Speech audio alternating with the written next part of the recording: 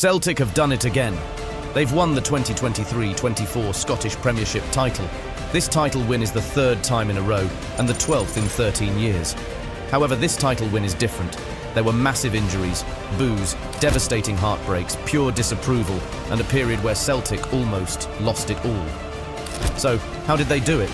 How did Celtic manage to win the league despite the challenges they faced? Welcome back to the football pit. You are not one of us. For those who I need to convince, I will see you here in May, Rodgers said after his shock reappointment following Ange Postecoglou's switch to Tottenham for the 2023-24 season. Ange had become a fan favourite with his relentless attacking style, which saw Celtic steamroll over their opponents. Fans were not eager for Rodgers' return. He was more than a familiar face to them. He led Celtic to the Championship in 2016-17 convincingly, fought off rivals for his second win, and despite the slips in his third season, he still won. However, his history with the team didn't inspire Celtic fans following the way he left for Leicester City in 2019. Rodgers had much work to do, and his boastful statement about convincing fans by winning the Premiership began to look meaningless. Fans were not inspired by how his own Celtic played. They loved Ange's fast-paced style. So, Rodgers' patient build-up wasn't their cup of tea. But maybe they were just angry that he returned and were eager to criticize everything he did. One time, he made a substitution and removed a defender to bring in an attacker so he could win a match. Still, fans booed him for the decision. Rodgers won the match, but he was shocked by the fans' reaction. He just couldn't catch a break. But more of that later. A rough season. When Ange Postecoglou was Celtic's manager, he enjoyed the trio of Jota, Kyogo and Liel Abada. However, Rodgers wasn't so lucky. The trio broke up when he returned to the club. Unlike the other two, Kyogo remained at the club, but his form tailed off a bit. In the 2022-23 season, he scored 35 goals, but the 2023-24 season saw him round off the season with only 19. Kyogo wasn't as much of a compelling presence as he was with Jota and Abada around. Portuguese winger Jota left the club for a considerable sum of around 29 million euros for Saudi Pro League side Al Ittihad. He gathered the club money on his exit, but his goal contributions were definitely missed. He had 54 goal contributions in 83 games in the 2 seasons he spent at the club. Abada didn't want to leave, but he had no choice. His situation was tricky and had nothing to do with football. It was due to the conflict in his country. So, despite his unwillingness to leave, he had no choice but to move on. Rodgers had to deal with an injury to Cameron Carter-Vickers, Celtic's defensive leader who missed 33% of the league season with injury, and his creative powerhouse Rio Hatate missed 61% of the season. This was a lot for Rodgers to deal with. With the injuries they suffered, they had some problems with consistency, and it frustrated Rodgers, who still couldn't connect with the fan base.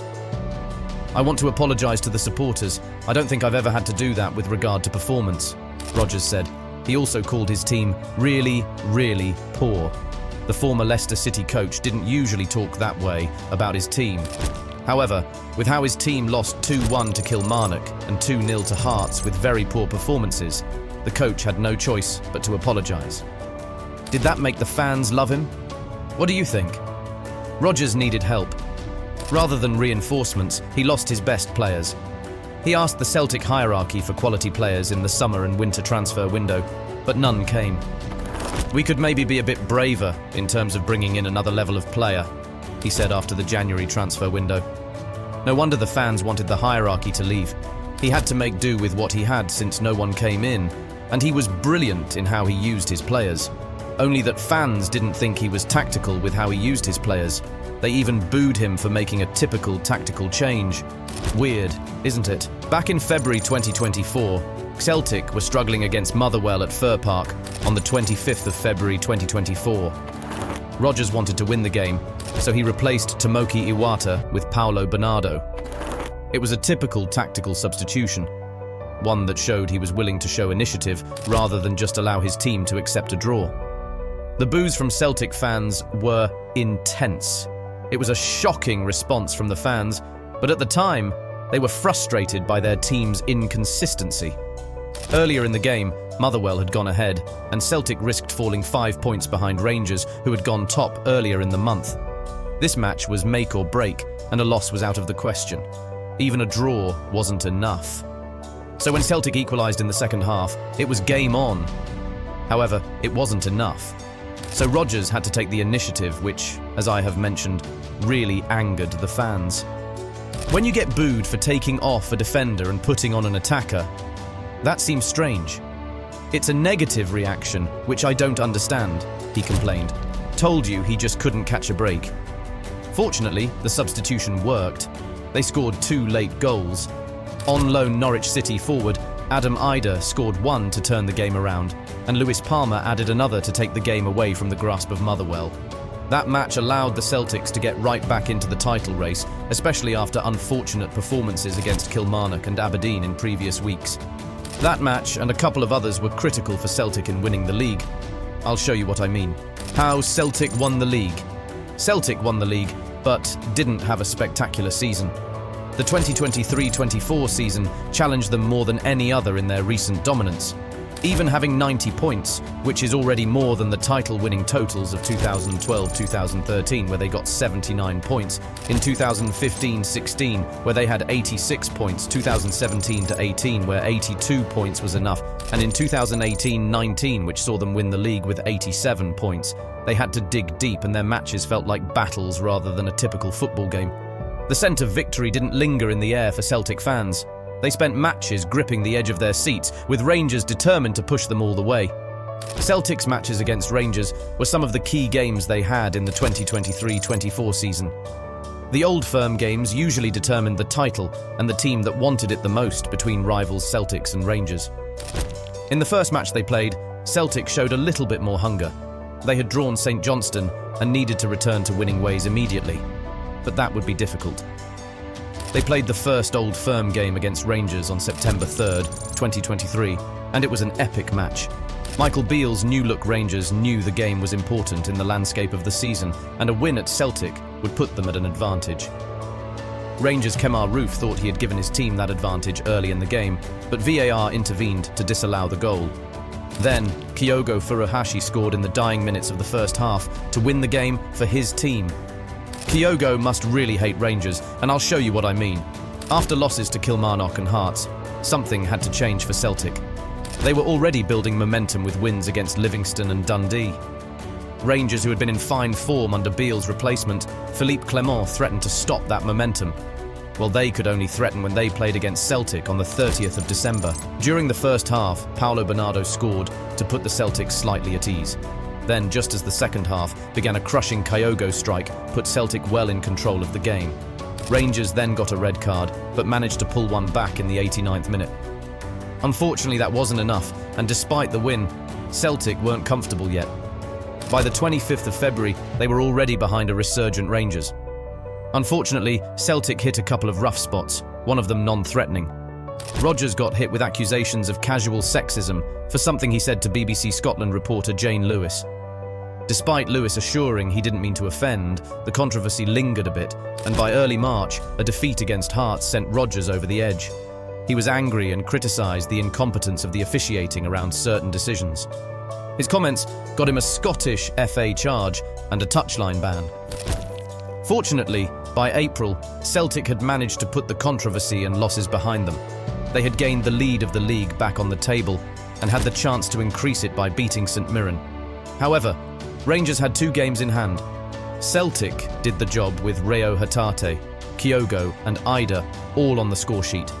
Then, when it was time for Rangers to gain advantage with their games in hand, they buckled. They lost their first game against Ross County and drew their second against Dundee days later. It was crushing for Rangers fans, but a happy period for Celtic. Finally, they could breathe more easily for just a bit. There was still so much to play for. However, by May, the table had taken a familiar shape, and the Old Firm game on May 11th cemented Celtic's position at the top of the table. The 2023-24 season gave fans one of Celtic's best performances against Rangers. Despite the inconsistencies of Celtic's season, they didn't lose to Rangers. Out of the 4 times they met, they only drew once. The May 11th game was a battle, but another victory for Celtic, with Matt O'Reilly scoring the opening goal before Rangers' John Lundstrom doubled Celtic's lead with an own goal. Cyril Dez's header pulled one back for Rangers, but it wasn't enough. Lundstrom got a red card, and O'Reilly missed a penalty. Told you, that match was a battle. By the end of the game, Celtic went 6 clear with 2 to play. Despite the season's up and down, Brendan Rodgers was right. He proved his doubters wrong by May and did it in style. His men beat Kilmarnock 5-0 to clinch the Scottish Premiership title. Rodgers had done it, but the question is, will he be able to do it again? The future. Midfielder Matt O'Reilly had a spectacular season for Celtic. He has the second most goals in the league, with 18 goals and 8 assists, which is the most he has had in the league. However, he shares this with 3 other players.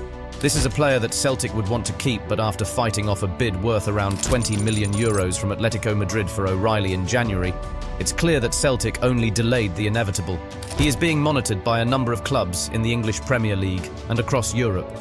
Girona, Inter Milan, and the top 6 Premier League clubs are all among the parties interested in the midfielder position. While his departure would be a blow, Celtic are in a position to gain a club record fee for him, which could make replacing him easier. O'Reilly isn't the only target from other clubs. Cameron Carter-Vickers and Rio Hatate are also being monitored. However, Rodgers will be hoping to keep hold of most of his best players, but will he be able to? Already, there are key areas that Celtic has to strengthen. Their goalkeeper Joe Hart, who is a popular figure in the club and a fan favourite, will retire in the summer at the age of 37. There have been reports about possible replacements, but nothing concrete yet. It's too early in the transfer market to guess how it will go. However, during the season, there were reports that the club were checking out second-choice goalkeepers of top clubs. Reports claim they have shortlisted Kyogo Kelleher at Liverpool and Real Madrid's Andriy Lunin. They have also been monitoring the likes of Aston Villa keeper Viljami Sinisalo and Motherwell's Liam Kelly. Real Madrid's Andriy Lunin may be unattainable, considering his prominence with Los Blancos, and Kyogo Kelleher has also attained similar significance with Liverpool. So, who would Celtic eventually get? Then, there's the issue they have with their left-back position. They only have one player there, and would need reinforcements. Adam Ida's loan from Norwich City appears to have been a success. Unfortunately, Celtic have no option to buy clause in the deal. If he returns to his parent club, Celtic will be back in the market for a replacement, who would be serious competition and offer something different to Kyogo. Already, Celtic have refused to back Rodgers twice in the transfer market, and the fans know this. Will the club's higher-ups take the initiative in the 2024-25 summer transfer window? Or will they want Rodgers to make do with what he has? Will they have a change in policy like Chelsea, Manchester United and Real Madrid and target young players with potential? What do you think? Rodgers had had quite the season. He went from fans criticising and booing him to them cheering him for winning another trophy for them. However, unlike his previous spell at the club and the success he achieved, the 2023-24 season has to be the most dramatic. Still, he has managed to do it. Can he do it again? Let us know what you think in the comments. Don't forget to like this video and subscribe to this channel for more exciting content like this.